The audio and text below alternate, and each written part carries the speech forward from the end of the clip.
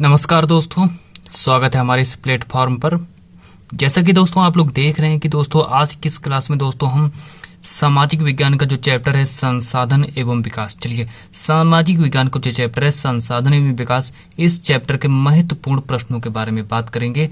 और जैसा कि दोस्तों हम संसाधन एवं विकास का जो पार्ट एक है उसके बारे में हम डिस्कस कर चुके हैं और ये आपका पार्ट 2 रहेगा। चलिए पार्ट 2 में दोस्तों हम सिर्फ महत्वपूर्ण प्रश्नों के बारे में बात करेंगे और जो वो प्रश्नों के बारे में बात करेंगे जो दोस्तों 6 नंबर के पूछे जाते हैं। चलिए और आगे देख लेते हैं दोस्तों, सामाजिक विज्ञान के महत्वपूर्ण टॉपिक रहेंगे और कैसे वे कैसे टॉपिक रहेंगे, 6 नंबर वाले टॉपिक रहेंगे।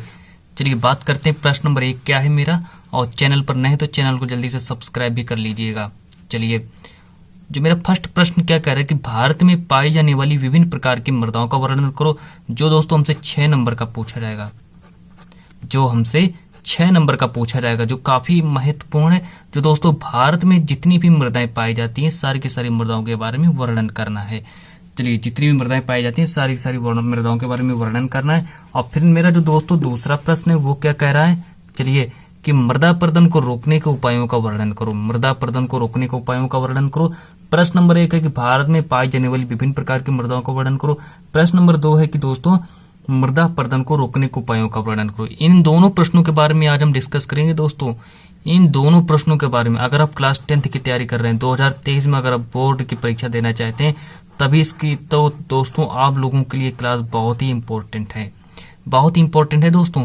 चलिए पहले हम बात कर लेते हैं भारत में पाई जाने वाली विभिन्न प्रकार की मृदाएं, या फिर दोस्तों भारत में कौन कौन सी मृदाएं पाई जाती हैं उसके बारे में डिस्कस कर लेते हैं। चलिए बात कर लेते हैं।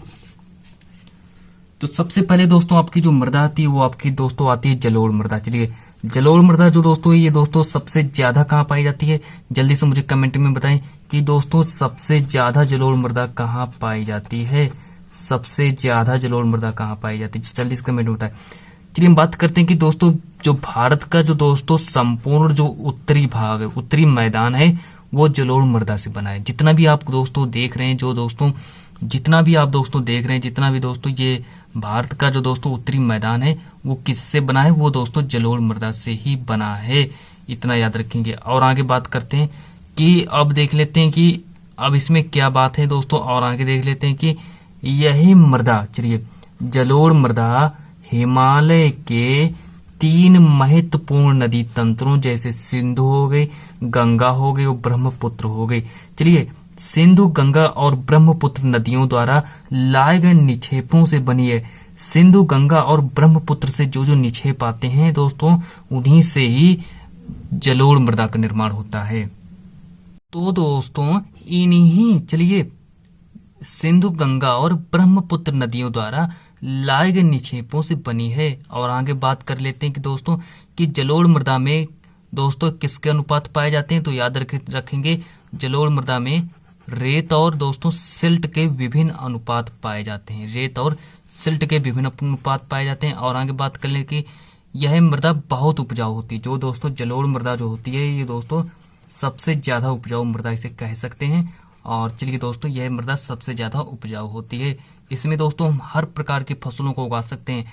जलोढ़ मृदा में दोस्तों हम सभी प्रकार की फसलों को उगा सकते हैं, हम ऐसे भी कह सकते हैं जितनी भी मृदाएं, जितनी भी दोस्तों फसलें हैं सारी की सारी फसलों को इसमें उगा सकते हैं। चलिए हमारे पास दूसरी जो मृदा है, दूसरी मृदा कौन सी है, काली मृदा। चलिए काली मृदा के बारे में बात करते हैं और जो अपने ही हिसाब से सबसे ज्यादा महत्वपूर्ण है। चलिए बताइए कि दोस्तों काली मृदा में किस फसल को उगा सकते हैं, काली मृदा किस फसल के लिए महत्वपूर्ण है, चलिए बताइए काली मृदा जो है वो दोस्तों किस फसल के लिए महत्वपूर्ण है, जल्दी से कमेंट में बताएं।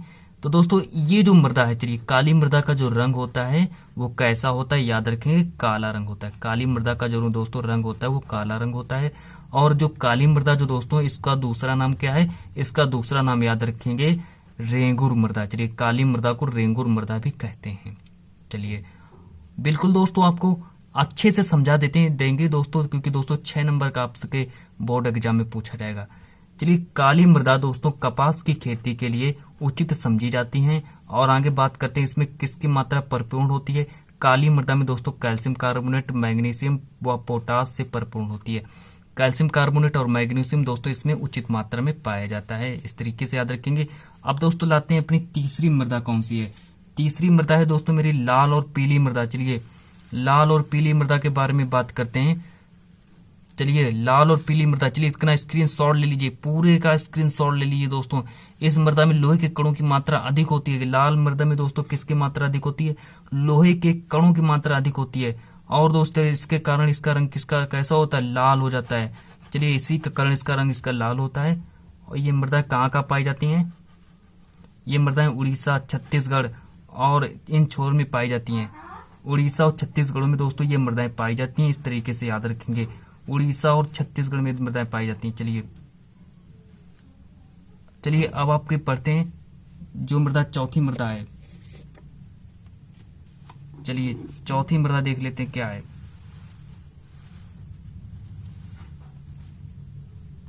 नेक्स्ट जो आपकी मृदा है लेटेराइट मृदा। चलिए नेक्स्ट जो मृदा है आपकी लेटेराइट मृदा, और इस मृदा के बारे में अब हम बात करते हैं। और दोस्तों हम आपके जलोढ़ मृदा, काली मृदा और दोस्तों लाल व पीली मृदा के बारे में बात कर चुके हैं। अब जो नेक्स्ट आपकी जो मृदा आती है वो आती है लेटेराइट मृदा। बात करते हैं कि दोस्तों ये मृदा कहाँ कहाँ पाई जाती है, किन किन क्षेत्रों में पाई जाती है। चलिए इतना अगर हम लिख देंगे तो दोस्तों हमको 6 के 6 नंबर मिल जाएंगे। अगर ये दोस्तों हम पूरा का पूरा दोस्तों मेरा जो प्रश्न है पूरा का अगर पूरा प्रश्न अगर हम याद कर लेंगे तो हमको दोस्तों 6 नंबर मिल जाएंगे। ऐसे ही 6 नंबर मिल जाएंगे। और फिर दोस्तों आपका जो चैप्टर है संसाधन एवं विकास, पूरा चैप्टर आज समाप्त कर देंगे। चलिए दोस्तों ये मृदा जो होती है उच्च तापमान, चलिए ये मृदा जो होती है जहाँ उच्च तापमान होता है और जहाँ अत्यधिक वर्षा होती है, जहाँ अत्यधिक वर्षा होती है के क्षेत्र में पाई जाती है। चलिए ये मृदाएं कर्नाटक, केरल, तमिलनाडु, मध्य प्रदेश के पहाड़ी क्षेत्रों में पाई जाती हैं। चलिए इतना याद रखेंगे। और जो मेरी जो नेक्स्ट मृदा है वो आती है वन मृदा। चलिए वन मृदा के बारे में बात करते हैं। नेक्स्ट मेरी मृदा है वन मृदा। चलिए नेक्स्ट मृदा दोस्तों आती है वन मृदा। और चलिए दोस्तों ये आपका जो प्रश्न है भारत में पाई जाने वाली विभिन्न प्रकार के मृदाओं का वर्णन करो। यहाँ से दोस्तों आपको मिनिमम 5 टॉपिक आपको लिख देने। चलिए 5 टॉपिक जब आप लिखेंगे तब आपको 6 मार्क्स मिल जाएंगे। चलिए जब आपको 6 मार्क्स मिल जाएंगे। चलिए कि वन मृदा के बारे में बात करते हैं कि दोस्तों ये जो मृदाएं हैं कहाँ पाई जाती हैं? पर्वतीय क्षेत्रों में पाई जाती हैं। चलिए और दोस्तों ये नदी घाटियों में ये मृदा कैसी होती हैं? नदी घाटियों में ये मृदा दोस्तों दोमट और सिल्टदार होती हैं। नदी घाटियों में ये जो मृदाएं होती हैं दोमट और सिल्टदार होती हैं। चलिए ये आपका दोस्तों प्रश्न समाप्त होता हुआ।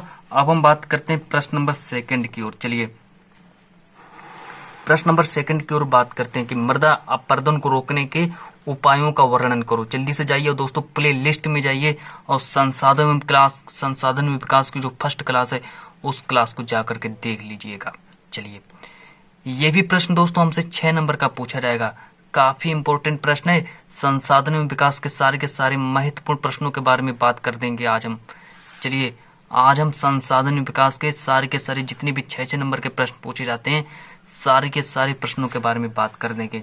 प्रश्न मेरा है कि दोस्तों मृदा अपरदन को रोकने के उपायों का वर्णन करो। मृदा अपरदन को रोकने के उपाय कौन कौन से हैं उनका वर्णन करना। चलिए बात करते हैं कि मृदा अपरदन के कारण क्या होता है? भूमि कृषि योग्य नहीं होती है। भूमि जो होती है दोस्तों मृदा अपरदन के कारण दोस्तों जो भूमि है वो कृषि योग्य नहीं होती है।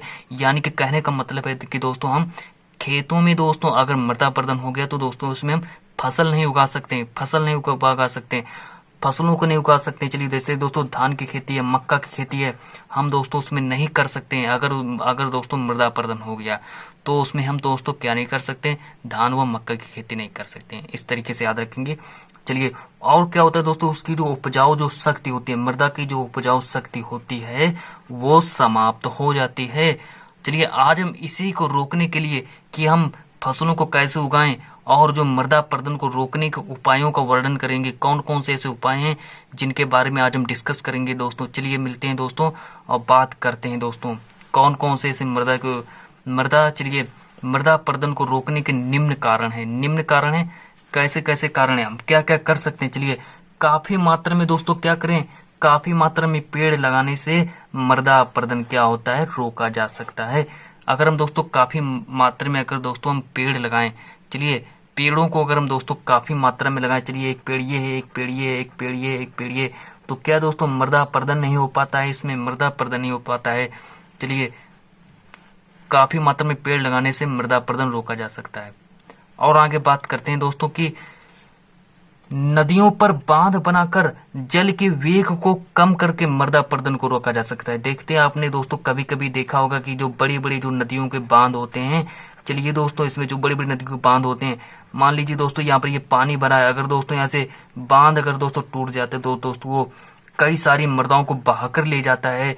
और वहां पर क्या होता है दोस्तों की मृदा जो होती है वो उसकी जो उपजाऊ जो शक्ति होती है दोस्तों वो नष्ट हो जाती है। इस तरीके से याद रखेंगे कि नदियों पर बांध बनाकर जितनी भी नदियां हैं दोस्तों उसमें अच्छे अच्छे तरीके से बांध लगाए जाएं और उनमें बांध लगाकर भी दोस्तों मृदा अपरदन को रोका जा सकता है। अगर दोस्तों आपका खेत अगर दोस्तों किसी भी नदी के किनारे है तो दोस्तों नदियों पर बांध बनाएं, ताकि दोस्तों नदी का जो दोस्तों पानी वो अगर आपके दोस्तों के खेतों में आता है, आपकी जो दोस्तों मृदा की दोस्तों जो ऊपरी परत है अगर दोस्तों उसको अगर उड़ा ले गया तो दोस्तों आपके मृदा के कहने का मतलब तो दोस्तों उपजाऊ शक्ति है वो नष्ट हो जाती है। चलिए और आगे बात करते हैं। चलिए पशु चारण पर भी प्रतिबंध लगाकर तथा कृषि प्रणाली में सुधार करके भी मृदा अपरदन को रोका जा सकता है। ये एक मेन कारण है। तीसरा मेन कारण है और दूसरा मेन कारण ये है, और जो आपका फर्स्ट मेन कारण जो ये था कि काफी मात्रा में पेड़ लगाने से भी मृदा अपरदन को रोका जा सकता है। चलिए पशु जितने भी पशु चरते हैं और पशु चारण पर अगर हम प्रतिबंध लगा दें तो उससे भी दोस्तों कृषि प्रणाली में अगर हम सुधार करें तो दोस्तों मृदा अपरदन को रोका जा सकता है। चलिए सोपान बनाए जा सकते हैं। सोपान का आप लोग मतलब समझ रहे होंगे। सोपान क्या होता है कि ढाल वाली अगर हम भूमि पर अगर हम सोपान बनाएं तो सोपान कृषि मृदा को नियंत्रित कर देती है। चलिए सोपान जो होती है वो मृदा अपरदन को नियंत्रित कर देती है। चलिए दो महत्वपूर्ण प्रश्नों के बारे में डिस्कस कर चुके हैं आज की इस क्लास में दोस्तों। चलिए दो महत्वपूर्ण प्रश्नों के बारे में, प्रश्न नंबर 1 था आपका कि मृदा अपरदन को रोकने के उपायों का वर्णन करो, और जो आपका प्रश्न नंबर जो दोस्तों 2 था, सेकंड प्रश्न नंबर जो दोस्तों आपका था वो ये था। चलिए प्रश्न नंबर 2 आपका था दोस्तों कि भारत में पाई जाने वाली विभिन्न प्रकार की मृदाओं का वर्णन करो। चलिए आज की क्लास को इतना ही रखते हैं और मिलते हैं नेक्स्ट वीडियो में, और चैनल पर नहीं तो चैनल को सब्सक्राइब भी कर लीजिएगा।